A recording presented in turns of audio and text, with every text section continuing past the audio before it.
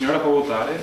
Prego, signor. Ore 15 si aprono i seggi nel primo giorno di votazioni con il debutto del sabato. 3.700.000 veneti alle urne per il rinnovo del Parlamento europeo, mentre in 309 comuni della nostra regione cittadini chiamati ad esprimersi anche per il rinnovo del sindaco e del consiglio comunale. 24 quelli con oltre 15.000 abitanti dove, ad eccezione dei casi in cui ci sono solo 2 contendenti, se nessun candidato terrà il primo turno la maggioranza assoluta si andrà al ballottaggio domenica 23 e lunedì 24 giugno.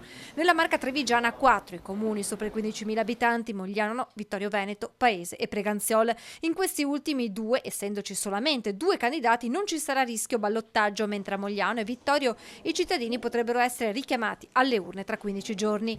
Nei centri dove si vota sia per le amministrative che per l'europea, 2 le schede che verranno consegnate agli elettori, che dovranno esibire tessera elettorale e documento. La prima è la scheda delle elezioni europee di colore marrone, la seconda è la scheda per le elezioni amministrative comunali, appunto di colore blu. Nelle sedi elettorali la giornata era iniziata alle 9 con la costituzione dei seggi, poi sigillati in attesa dell'apertura alle 15. C'è un processo di vidimazione delle schede e di siglatura da parte degli scrutatori, e quindi una volta completate queste operazioni e redatto il verbale per la mattinata di oggi, si chiudono appunto le sedi elettorali. Al momento del voto per le europee sarà possibile esprimere anche la propria preferenza scrivendo il nome di uno o più candidati, ma in quest'ultimo caso attenzione all'alternanza tra uomini e donne. Preferenze anche per le amministrative, ma se nei comuni fino a 5.000 abitanti si potrà scrivere un solo nome,